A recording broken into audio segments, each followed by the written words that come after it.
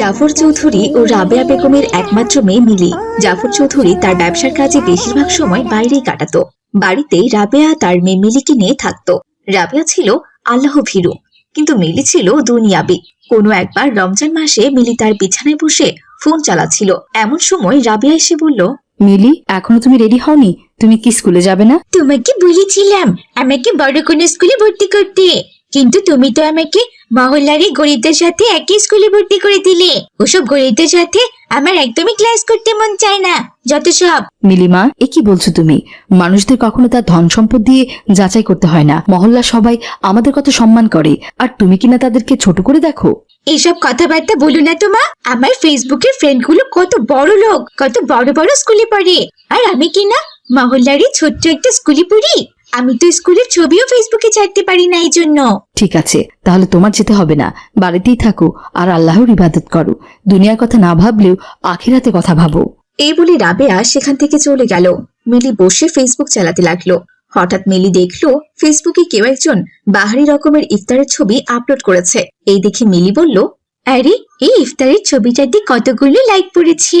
আমার কোনো ছবিতে তো এতগুলো লাইক পড়ে না। হ্যাঁ, এখানে তো কত দামি দামি খাবার। আজ আমিও দামি দামি খাবারের ছবি আপলোড করব, তাহলে সবাই জানবে আমিও কত বড় লোকের মেয়ে। যাই, মাকে গিয়ে আজ ইফতারের জন্য এসব খাবারের আয়োজন করতে বলি। এরপর মিলি উঠে তার মায়ের কাছে গেল। রাবেয়া বেগম রান্নাঘরে ইফতার তৈরির কাজে ব্যস্ত ছিল। মিলি গিয়ে বলল, মা, তোমার কি ইফতার বানানো শেষ? না মা, এই তো আর কয়েকটা জিনিসই বাকি আছে। দেখি তো তুমি কি কি বানিয়েছো। এই বলে মিলি খাবারের ঢাকনা সরিয়ে দেখতে লাগলো প্রতিদিনের মতো ছোলা, মুড়ি, বেগুনি ও সাধারণ কিছু ইফতারের আয়োজন করা হয়েছে। এ কি মা, রোজ রোজ তুমি তো সেই একই ইফতারের আইটেম করো। তুমি কি নতুন কিছু করতে পারো না? দেখেছো তো ফেসবুকে মানুষ কত নতুন নতুন খাবারের ছবি আপলোড করে, কিন্তু এত বড় লোক হওয়ার পরেও আমি কোনো ছবি আপলোড দিতে পারি না। সবাই তো মনে করে আমি বড় লোক নই। রাবেয়া বেগম জানেন তার মেয়ে ফেসবুকে নিজের উচ্চবিত্ত শো অফ করতে বেশি পছন্দ করে। সে সবসময় অন্যদের মাঝে নিজের উচ্চতা প্রমাণ করতে চায়। তাই জন্য সে মিলিকে সতর্ক করে। আমি তোমাকে কতবার বুঝিয়েছি, এইভাবে অহংকার করলে আল্লাহ খুশি হয় না, কিন্তু তুমি তো তা বুঝতেই চাও না। মা, আমি ওসব কিছু বুঝতে চাই না। আমার বাবা এত বড় লোক, কিন্তু তারপরেও তুমি আমাকে ছোট লোকদের মতো মানুষ করো। আমি কেন এসব ধর্মীয় কথা শিখবো? এসব তো শিখে গরিবেরা। এই বলে মিলি সেখান থেকে চলে গেল। রাতে ইফতার সেরে সে দেখছিল সবাই কত বাহারি রকমের ইফতারের ছবি পোস্ট করেছে। হঠাৎই তার চোখে পড়লো একটা আলাদা রকমের পোস্ট, যেখানে লেখা ইফতার পার্টি। এই দেখে মিলি বলল, আরে আরে, এটা কি সবাই মিলে ইফতার করছে? এটা কি ইফতার পার্টি বলে? 10,000 লাইক পড়েছে। তাহলে তো আমারও করতে হয়, কিন্তু আমার তো কোনো বড়লোক বন্ধুই নেই। মহল্লার এসব গরিবরা কি আর এসব বুঝবে? মিলি ইফতার পার্টি নিয়ে ভাবতে শুরু করলো। অনেক ভাবনা চিন্তার পর পরের দিন সে স্কুলের বাচ্চাদের সামনে ঘোষণা দিল, শোনো সবাই, আমি এবারে রমজানে একটা বড় ইফতারের পার্টি দিব। তোমরা সবাই আসবে, খুব মজা হবে। ইফতার পার্টি? সেইটা আবার কি? আগে তো কখন শুনিনি। ইফতার পার্টি হলো সবাই মিলে একসাথে ইফতার করা আর খুব মজা করা। অনেক অনেক খাবার থাকবে, আর আমরা সবাই মিলে এনজয় করব, ছবি উঠাবো, আর সেগুলোকে ফেসবুকেও পোস্ট করব। এটা ঠিক না, আমরা সাদাসিধে ইফতার করব। তোমরা তো জানো না কি যে মজা। আমি সবার জন্য একটা বড় পার্টি করব, এবং তোমরা সবাই আমন্ত্রিত। আমি আর কথা বাড়াতে চাই না, বুঝেছো? তোমরা তো কখনো এমন ইফতার চোখেই দেখোনি, তারপরেও এত ভাব তোমাদের। আসলে তোমাদের মতো গরিবরা কখনো এসব বুঝবে না, যত সব খ্যাত। মিলি, তুমি সবাইকে আমন্ত্রণ করেছো নাকি সবাইকে অপমান করছো বলো তো? তোমরা সবাই কালকে ইফতারের সময় পাশের পার্কে চলে এসো। আমি আর কোনো কথা বাড়াতে চাই না, এই আমি চললাম। এই বলে মিলি সেখান থেকে চলে গেল। বাকি বাচ্চারা দাঁড়িয়ে বলাবলি করতে লাগলো, এই কেমন আমন্ত্রণ? সে তো বিনয়ের সাথেই কথা বলতে পারে না। তোমরা তো জানোই ওর কাজ শুধু নিজের টাকার বড়াই করা। এখন আমাদের সবাইকে ইফতারে যেতে হবে, কেননা মিলি যখন বলেছে তাহলে সে নিশ্চয়ই এর আয়োজন করবে। আর আমরা যদি না যাই তাহলে সেগুলো অপচয় হবে, আর আল্লাহ তাআলা তো অপচয়কারীকে একদমই পছন্দ করেন না। তুমি ঠিকই বলেছো, তাহলে আমিও যাব।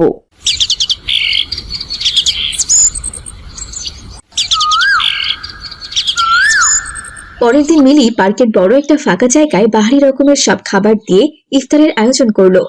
সে বারবার ছবি তুলছে আর ভিডিও করছে।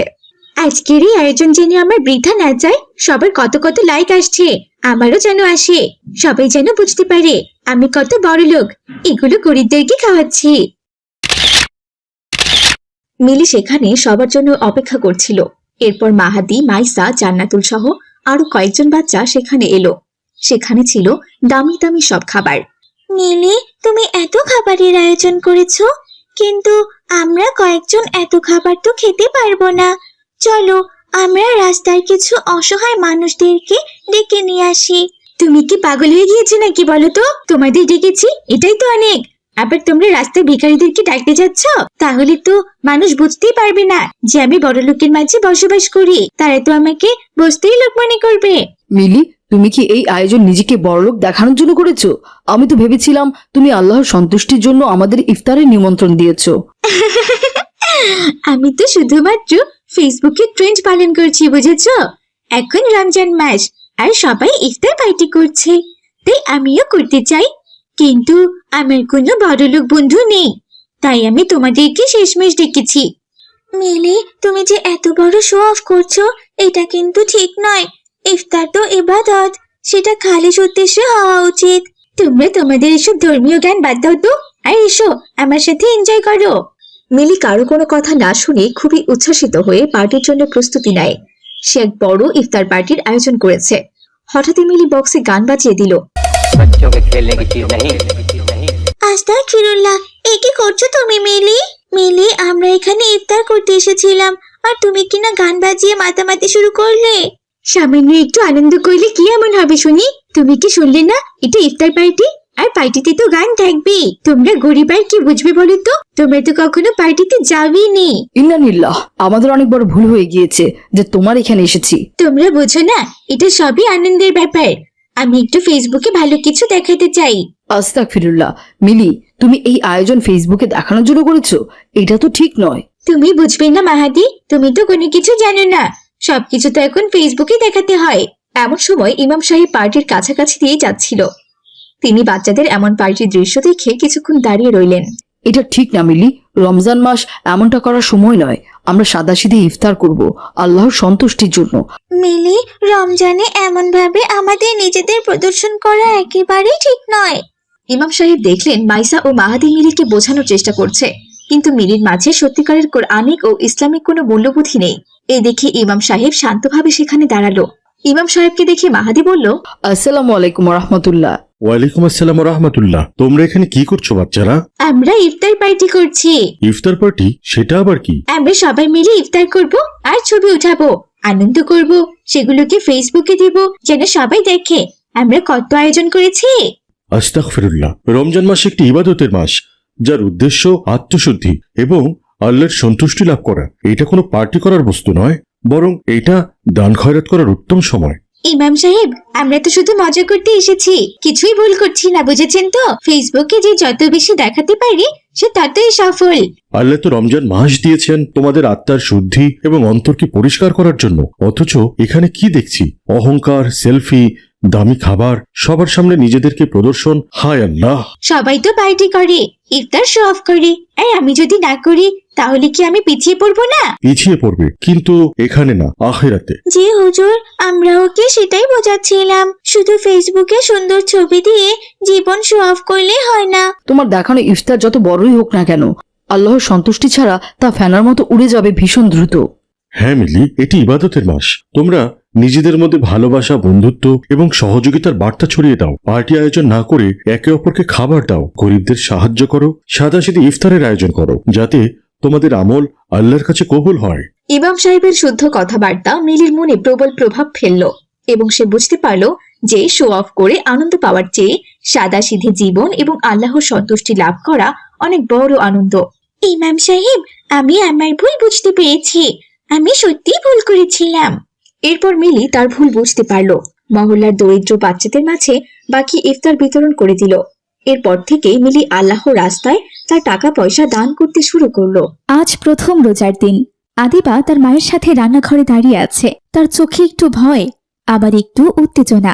এমন সময় মসজিদের মাইক থেকে ইমাম সাহেবের কণ্ঠস্বর ভেসে এলো। প্রিয় মহল্লাবাসী, সেহুরির আর মাত্র আধা ঘন্টা সময় বাকি আছে। আপনারা সবাই সেহুরি খেয়ে নিন। জ্যোৎস্নার আলোতে রমজানের প্রথম সেহরি যেন এক উৎসবের মতো লাগছে আদিবার। ইমাম সাহেবের আওয়াজ শুনে সে তার মা রূপালীকে বলল, মা দেখো, আর মাত্র আধা ঘন্টা সময় আছে, চলো তাড়াতাড়ি আমরা খেয়ে নেই। হ্যাঁ মা, এই তো খেতে বসবো। যাও, তুমি গিয়ে তোমার বাবাকে ডেকে নিয়ে এসো। না না, আমি যাব না, সেহেরির সময় তো শেষ হয়ে যাবে। তুমি আমাকে তাড়াতাড়ি খেতে দাও মা। আদিবার কথা শুনে রূপালী কিছুটা মুচকি হাসল। এমন সময় সেখানে আদিবার বাবা আব্দুর রাজ্জাক চলে এলো। কি হয়েছে? তোমরা এভাবে দাঁড়িয়ে আছো কেন? বাবা বাবা দেখো না, মা আমাকে সেহেরি করতেই দিচ্ছে না। আর মাত্র একটুখানি সময় আছে তো, একটু পরেই তো আজান দিয়ে দেবে। চলো মা, আমরা একসাথে সেহরি করবো। আজ তো তোমার প্রথম রোজা। এরপর তারা সবাই মিলে সেহরি করতে বসলো। আদিবা তাড়াহুড়ো করে খাচ্ছে, যেন সেহরির সময় শেষ না হয়ে যায়। এই দেখে তার মা রূপালী বলল, আদিবা, ধীরে ধীরে খাবার খাও, এখনো অনেক সময় আছে। আজ তোমার প্রথম রোজা। আল্লাহর কাছে দোয়া করো যেন তিনি তোমাকে রোজা রাখার তৌফিক দান করেন, ইনশাআল্লাহ। এরপর আদিবা ধীরে ধীরে তার বাবা মায়ের সাথে সেহরি শেষ করলো। সকালে আদিবা মহল্লার বাকি বাচ্চাদের সাথে খেলতে বের হলো। সেখানে ছিল তানিয়া ও জান্নাতুল। আসসালামু আলাইকুম, কেমন আছো তোমরা? ওয়ালাইকুম আসসালাম, আলহামদুলিল্লাহ ভালো আছি। আদিবা, তুমি কি আজকে রোজা রেখেছো? তুমি বলেছিলে এইবার থেকে তুমি রোজা রাখা শুরু করবি। হ্যাঁ, আমি রোজা রেখেছি, আলহামদুলিল্লাহ। মাশাআল্লাহ আদিবা, তুমি কি মনে করো তুমি পারবে? হ্যাঁ, ইনশাআল্লাহ আল্লাহ তাআলা আমাকে সাহায্য করবেন। মাশাআল্লাহ আদিবা। তুমি ঠিক বলেছো, আমিও চেষ্টা করব ইনশাআল্লাহ। বাচ্চারা দাঁড়িয়ে কথা বলছিল। এমন সময় সেখান দিয়ে যাচ্ছিল মহল্লার এক বুড়ি মহিলা আসিয়া। সে সবাইকে ইসলামের পথে ডাকত। বাচ্চাদের দাঁড়িয়ে কথা বলতে দেখে সে এগিয়ে এলো। বাচ্চারা, তোমরা কি রোজা রেখেছো? জি, আজ প্রথম রোজা রেখেছি। তাহলে তো তোমাদের জানতে হবে রোজা কেন রাখতে হয় আর এর ফজিলত কি। তোমরা কি জানতে চাও? বুড়ি মহিলার কথায় বাচ্চারা সবাই সম্মতি দিল। এরপর আসিয়া তাদের নিয়ে একটা গাছের নিচে বসলো। আদিবা রোজা সম্পর্কে জানার জন্য খুবই আগ্রহী ছিল। এরপর বুড়ি মহিলা বলতে শুরু করলো, বাচ্চারা, রোজা শুধু খাবার আর পানি থেকে বিরত থাকা নয়, বরং এটি আত্মার শুদ্ধি। রোজা রেখে আমরা আল্লাহর কাছে ক্ষমা চাই, আমাদের পাপ মুক্ত হওয়ার সুযোগ পাই। আল্লাহ আমাদের ক্ষমা করবেন ইনশাআল্লাহ।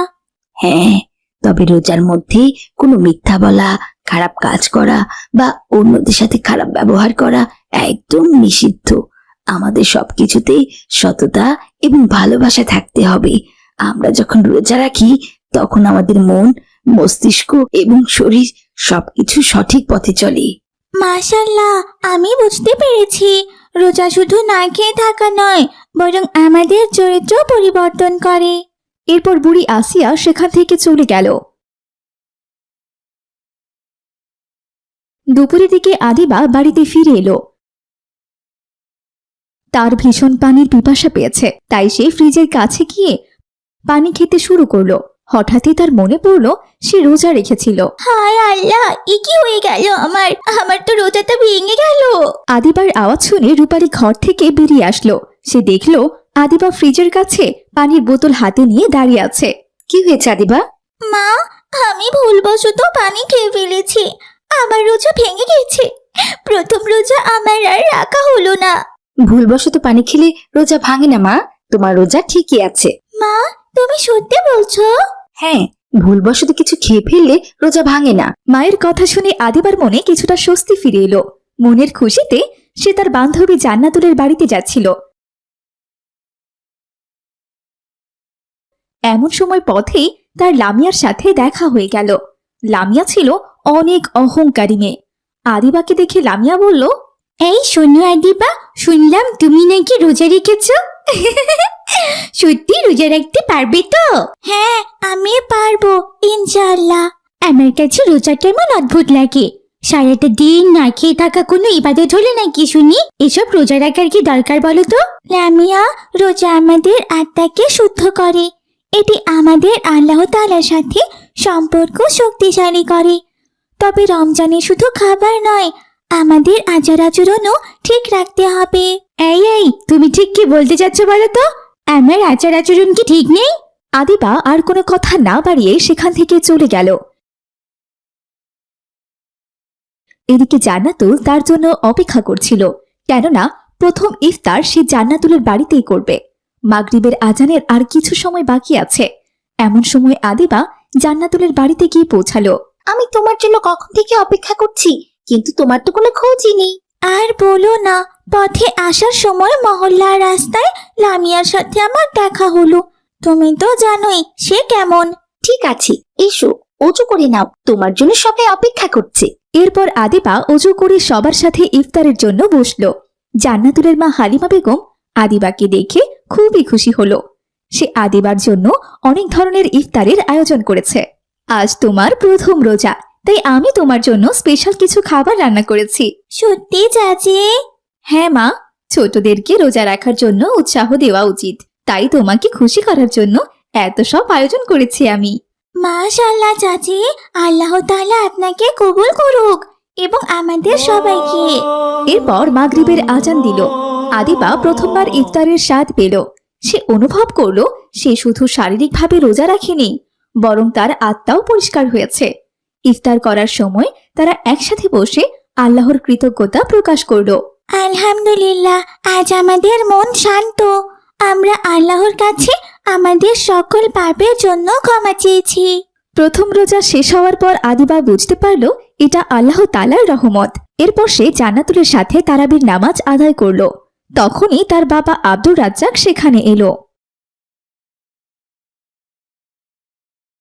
মাশাআল্লাহ, তোমরা সবাই রোজার গুরুত্ব বুঝে সফলভাবে রোজা রেখেছো। আল্লাহ তোমাদের সবাইকে উত্তম প্রতিদান দেবেন। আলহামদুলিল্লাহ চাচা, আমাদের আজকে প্রথম রোজা, আল্লাহ কবুল করবেন ইনশাআল্লাহ। আমরা আল্লাহর কাছ থেকে শান্তি পেয়েছি। আমাদের জন্য রোজা রাখা একটি উপহার ছিল। হ্যাঁ, মাশাআল্লাহ। পরের দিন থেকে আদিবা ও জান্নাতুল সবগুলো রোজা রাখতে শুরু করলো। এরই মাঝে আদিবা ও জান্নাতুলের দেখা হলো লামিয়ার সাথে। লামিয়া তাদের দেখে বলল, শুনলাম তোমরা নাকি রোজা রাখো। এটা তো ভীষণ অদ্ভুত। ক্ষুধার্ত হয়ে থাকার মতো তো কোনো কিছু দেখছি না আমি। আমি তো মনে করি এটা একটা অযথা বিষয়। না খেয়ে থাকতে হবে এমনকি আবার কোনো ইবাদত আছে নাকি শুনি? এতে আমাদের আত্মার পরিশুদ্ধি। আল্লাহ আমাদের শক্তি দেন, ধৈর্য দেন। আর এই ধৈর্য এবং আত্মসংযম কেবল রোজা রাখার মাধ্যমেই আসে লামিয়া। রোজা রাখার কারণে তোমরা কত খাবার থেকে বঞ্চিত হচ্ছ, সেই খেয়াল কি তোমাদের আছে বলো তো? না লামিয়া, আমরা বঞ্চিত নই, তুমি বঞ্চিত আল্লাহর ইবাদত থেকে। ভেবে দেখো, তোমার বয়সে আমরা রোজা রাখি, অথচ তুমি রোজা রাখো না। এর মানে আমরা নই, তুমি বঞ্চিত। এই বলে আদিবা ও জান্নাতুল সেখান থেকে চলে গেল। আদিবার এমন কথা লামিয়ার মনে আঘাত করলো। সে বুঝতে পারলো আসলে সে রোজার মতো গুরুত্বপূর্ণ ইবাদত থেকে বঞ্চিত হয়েছে। এরপর থেকে লামিয়াও রোজা রাখতে শুরু করলো। সত্যি রোজা রেখে আমার অনেক ভালো লাগছে। আল্লাহ আমাকে রোজা রাখার তৌফিক দিয়েছেন, আমিন। আমাকে তার ইবাদত করার তৌফিক দিয়েছেন। ছোট্ট বন্ধুরা, তোমরাও রোজা রাখার চেষ্টা করো, কেমন? আল্লাহ তাআলা তোমাদের সাহায্য করবেন ইনশাআল্লাহ। আর আমাদের এই গল্পটি তোমাদের কাছে কেমন লেগেছে তা কিন্তু কমেন্ট করে জানাতে ভুলবে না।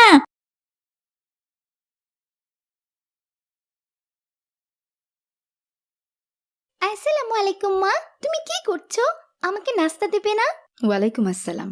হ্যাঁ মা, নাস্তা তো করবেই। তার আগে তোমার জন্য একটি খুশির সংবাদও আছে, যেটা শুনলে তুমি অনেক খুশি হয়ে যাবে। তাই মা, কি কথা? আমাকে তাড়াতাড়ি বলো। তোমার বাবা তোমাকে স্কুলে ভর্তি করাবে। তুমি না বলতে সবার মতো তুমিও স্কুলে পড়তে চাও? হ্যাঁ মা, সব বাচ্চাদের মতো আমার স্কুলে যেতে ইচ্ছে করি। তাহলে আমার স্কুলের প্রথম দিন কবে হবে মা? কালই তোমাকে স্কুলে ভর্তি করাবে তোমার বাবা। মা, এই কথা শুনে আমার অনেক আনন্দ লাগছে। কি মজা, কি মজা! আমি স্কুলে যাব আর আমার অনেক বন্ধুও হবে। কি মজা! এই সময় আবার কে এলো?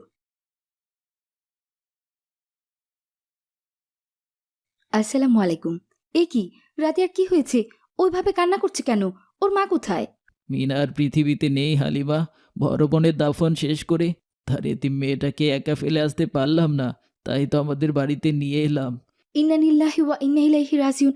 মেয়েটার কপাল দেখো, সড়ক দুর্ঘটনার আগে ওর বাবাকে হারালো, আর এখন ওর মাকেও। আল্লাহ রাব্বুল আলামিন তাকে জান্নাতবাসী করুন। হালিমা, খুব খারাপ লাগছে বোনটার জন্য। রাদিয়া যে বড্ড একা হয়ে গেল। তুমি এভাবে ভেঙে পড়ো না, আমরা তো আছি, আমরা তাকে নিজের মেয়ের মতোই ভালোবাসবো। এসো মা, আমার কাছে এসো, আমি তোমাকে মিলির কাছে নিয়ে যাচ্ছি।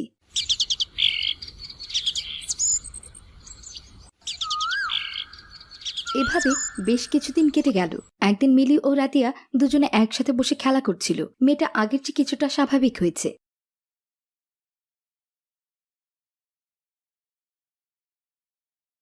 হালিমা, আমার তো কাজের চাপ বেড়েছে। আমি তো মিলিকে স্কুলে ভর্তি করাতে যেতে পারছি না। তুমি এক কাজ করো, তুমি গিয়ে মিলির সাথে রাদিয়াকেও স্কুলে ভর্তি করে দিয়ে আসো। স্কুলে সবার সাথে থাকলে মেয়েটার মনটাও ভালো থাকবে। কত লক্ষ্মী একটা মেয়ে ও। আচ্ছা ঠিক আছে, তুমি ওকে নিয়ে এত চিন্তা করো না, ও আমাদের মিলির সাথে ভালোই থাকবে। তুমি নিশ্চিন্তে কাজে যাও। এই বলে আব্দুল্লাহ ঘর থেকে বেরিয়ে গেল। মিলি, রাদিয়া, তোমরা তৈরি হয়ে নাও, আজকে আমি তোমাদের দুজনকে একসাথে স্কুলে ভর্তি করাবো। আচ্ছা মা, ঠিক আছে। আমি রেডি আছি মামি। এ কি রাদিয়া, তুমি হিজাব পরে স্কুলে যাবে? হ্যাঁ, আমি তো হিজাব পরে স্কুলে যাব, কারণ আমি পর্দা না করে কোথাও যাই না। মাশাআল্লাহ, রাদিয়া তুমি তৈরি হয়ে গেছো। মিলি, তুমি কখন তৈরি হবে? মা, আমিও তো রেডি। সে কি মিলি, তুমি এইভাবে বেপর্দায় স্কুলে যাবে?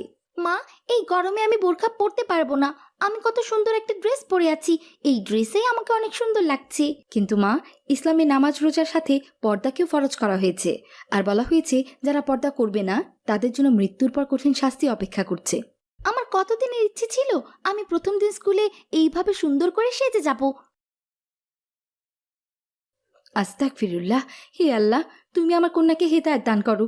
মিলির অমন মন খারাপ দেখে বেশি আর কিছু না বলেই সেই দিনের মতো হালিমা মিলিকে নিয়ে ওই অবস্থায় স্কুলে চলে যায়।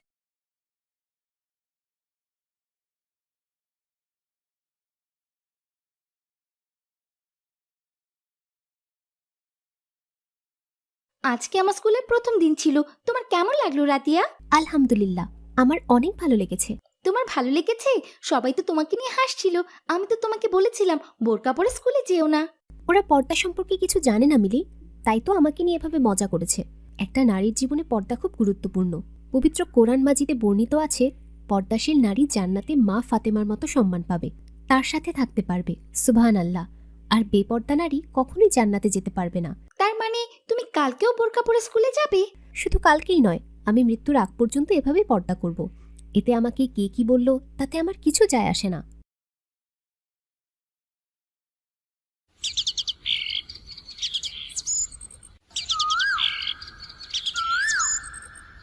মিলি, আজকেও তুমি আবারও এই পোশাকে স্কুলে যাচ্ছ? মা, তুমি কেন বুঝতে চেষ্টা করছো না? আমাদের প্রিয় নবী হজরত মুহাম্মদ সাল্লাল্লাহু আলাইহি সাল্লাম বলেছেন, যে নারী বেপর্দা হয়ে চলাফেরা করবে মৃত্যুর পর সেই নারী জিনাকারীদের সাথে থাকবে। নাউজুবিল্লাহ। মিলি, মামি ঠিক বলেছেন। তুমি বুঝতে পারছো না তুমি কত বড় ভুল করছো। তুমি যে চুলগুলো এখন খুলে রেখেছো, এই চুলগুলো যত পুরুষ লোক দেখবে তত তোমার গুনাহ হবে। মৃত্যুর পর এই চুলগুলো তোমাকে এক একটা সাপ হয়ে কামড় দেবে। চুপ করো তোমরা, কিছুই হবে না আমার। রোজ রোজ তোমাদের একই কথা শুনতে আমার ভালো লাগে না। একবার বলেছি তো, আমার বোরকা পরতে ভালো লাগে না, আমি পর্দা করতে চাই না। তবে কেন তোমরা আমাকে বারবার একই কথাই বলছো? এরপর মিলি রাদিয়াকে রেখে স্কুলের উদ্দেশ্যে বেরিয়ে পড়ল। হে আল্লাহ, তুমি আমার কন্যাকে হেফাজত করো। আমরা ছোট থেকে ওকে ইসলাম শিক্ষা দিয়েছি, তারপর আমার মেয়েটা কেন এমন হলো? চিন্তা করবেন না মামি, আল্লাহ রব্বুল আলামিন চাইলে সবকিছু ঠিক হয়ে যাবে। আমি গেলাম, না জানি ও রাগ করে কত দূর চলে গেছে। আজকে কয়েকটা দিন আমি ওকে অনেক বুঝিয়েছি, ইসলামের সব ভয়ভীতি ওকে মনে করিয়ে দিয়েছি, তবুও মেয়েটা কিছুই বুঝতে চেষ্টা করছে না। বুঝতে পেরেছি। এইভাবে সে দিনটা কেটে গেল।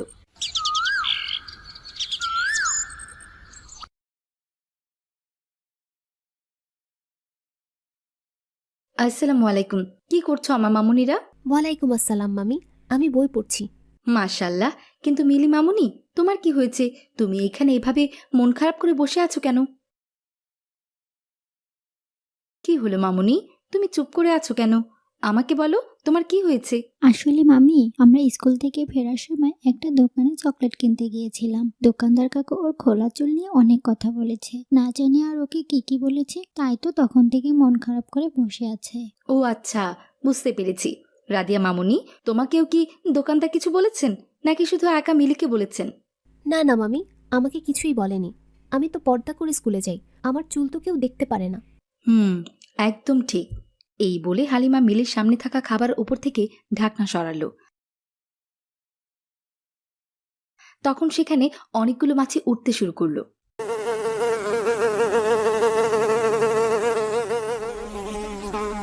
মা মিলি, তুমি ভালোভাবে এই খাবারগুলো লক্ষ্য করো। তুমি এখানে কি দেখতে পাচ্ছ? মা, খাবারগুলো তো ঢাকনা দিয়ে ঢাকা ছিল। তখন কি এর উপর কোনো পোকামাকড় বা মাছি বসতে পেরেছিল? না মা, এই খাবারগুলোর মতোই মেয়েদের পর্দা। তুমি যদি এইভাবে নিজেকে হেফাজত করে রাখো, তাহলে কেউ তোমাকে উত্ত্যক্ত করতে পারবে না। তোমরা একই সাথে স্কুলে যাও, কিন্তু রাদিয়াকে কেউ কিছু বলেনি, অথচ তোমাকে বলেছে। এখন তুমি অনেক ছোট, তাই তুমি ওসব কিছু বুঝতে পারছো না। আমি সবকিছুই বুঝতে পেরেছি। এখন থেকে আমিও রাদিয়ার মতো পর্দা ছাড়া কখনোই বাইরে যাব না। সুবহানাল্লাহ, এই তো আমার মেয়েটা সবকিছুই বুঝতে পেরেছে।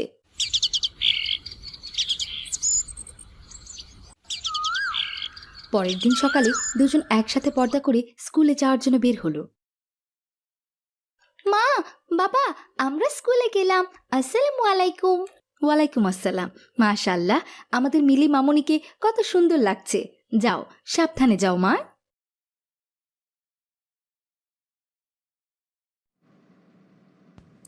সালামু আলাইকুম বন্ধুরা, আমাদের ভিডিওগুলো যদি তোমাদের ভালো লাগে তাহলে লাইক, কমেন্ট এবং বেশি বেশি শেয়ার করো। আমাদের সাথে এমন নতুন নতুন দোয়া শিখতে আমাদের চ্যানেলটি সাবস্ক্রাইব করে রাখো এবং পাশে থাকা বেল আইকনটি ক্লিক করে রাখো, যাতে করে আমরা নতুন ভিডিও ছাড়লেই তোমরা বুঝতে পারো। আসসালামু আলাইকুম, সবাইকে ধন্যবাদ।